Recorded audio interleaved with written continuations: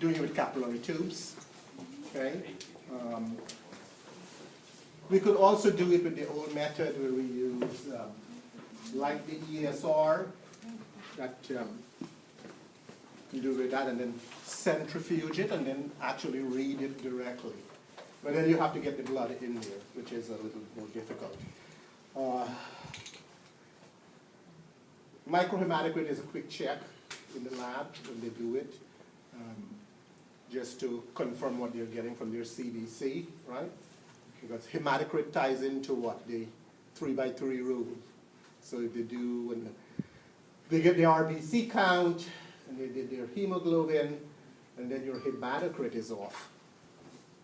So they can check and see if that's a problem. We'll probably check see if the blood is clotted for one thing first. But we routinely do microhematocrit with newborns. And they will collect at the time of birth, maybe 3 or 4 of these, and send it back to the lab. To do the hematocrit, we can also do sickle cell testing on it.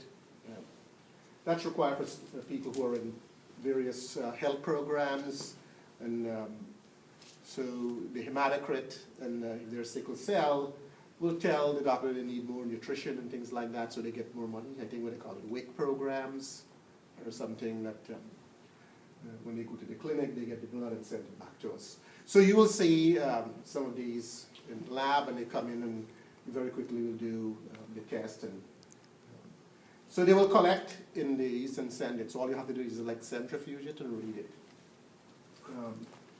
But the tube, you see, it has, see that? You can see it in the container, okay? See that little red to it? Why did I pick one that didn't have any red? What does the red mean? Anybody know? Hmm?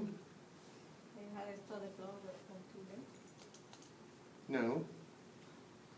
That's maybe one. Can use that as a guidance also. What should it be when you collect blood? What should be?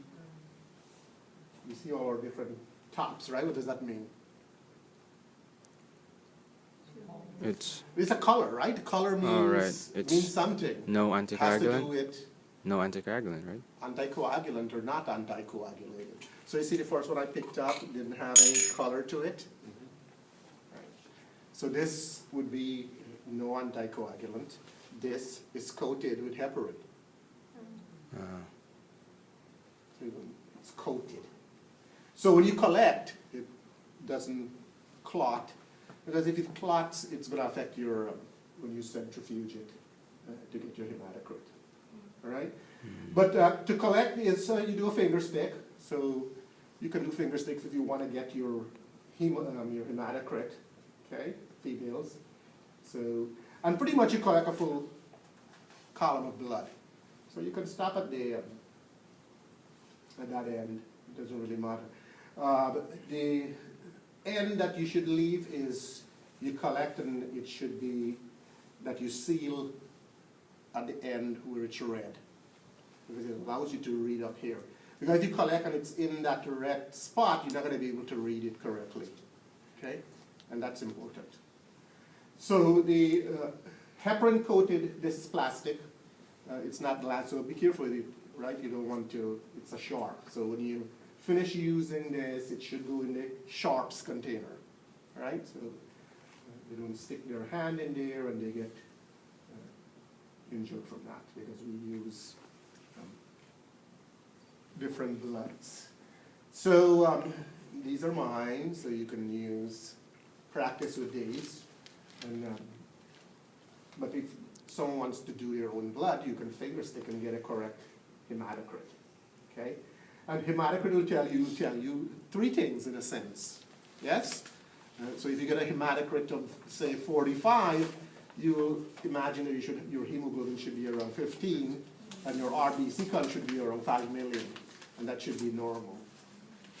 See what I just did there? Mm-hmm. Now, on your exam, what tests are you going to be doing?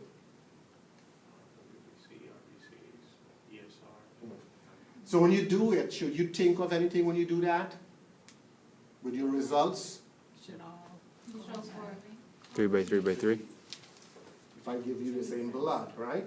And that's what we actually do in the lab when we run your blood, a person's blood. The first three things we look at is the hematocrit, the hemoglobin, and the RBC count, see if it matches. If it doesn't match, something is wrong. Okay. All right, so this is just collecting just like we did with the Unipet, right? So again, is to collect. What happens if I see it, put my finger on there? Will it collect? No, and it will not leak out also.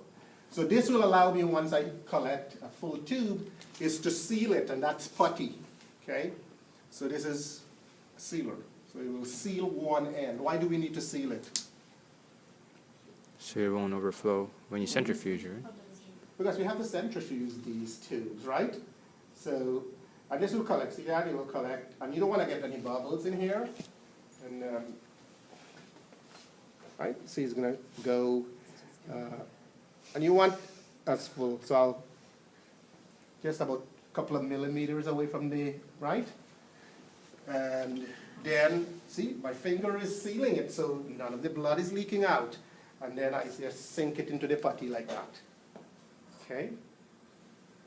You see it's sealed? So the putty, it's about a few millimeters, a millimeter or so, right? Millimeter and a half. Yeah. So that your column of blood is at the top of the putty. 2, right? You can see it right there. Okay? So this, once you finish, you can do 2. Everyone should do 2. Even if you collect with a finger stick, try to get 2 tubes. If you're doing a finger stick, you should let me help you. That way you make sure you get at least 1 column of blood. All right, so this will then, we have to centrifuge this, okay? And so you have to balance when you use the centrifuge. So if you come over here, and then I'll show you how to use the reader. Now, very important that people, they go and they do the test. And I told you, in here, you have to be very meticulous what you do, and you try to do it consistently, that way you don't make mistakes. So this has a cover.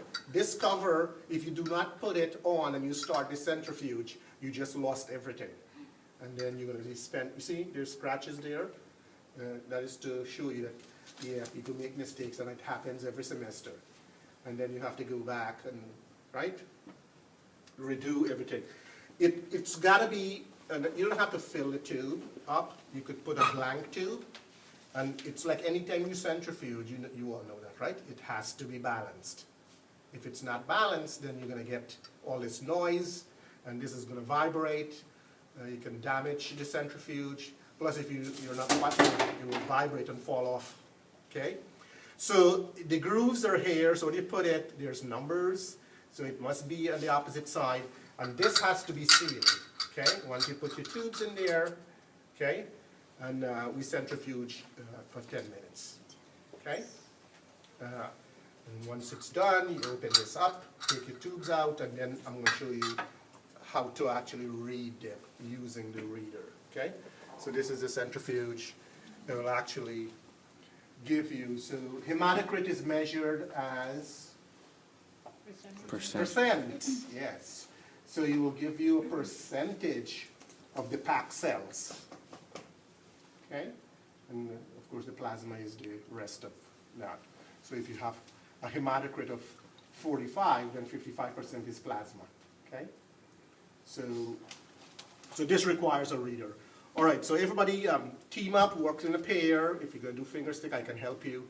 So you collect, and you can actually get your real hematocrit. Okay, it's a blood test.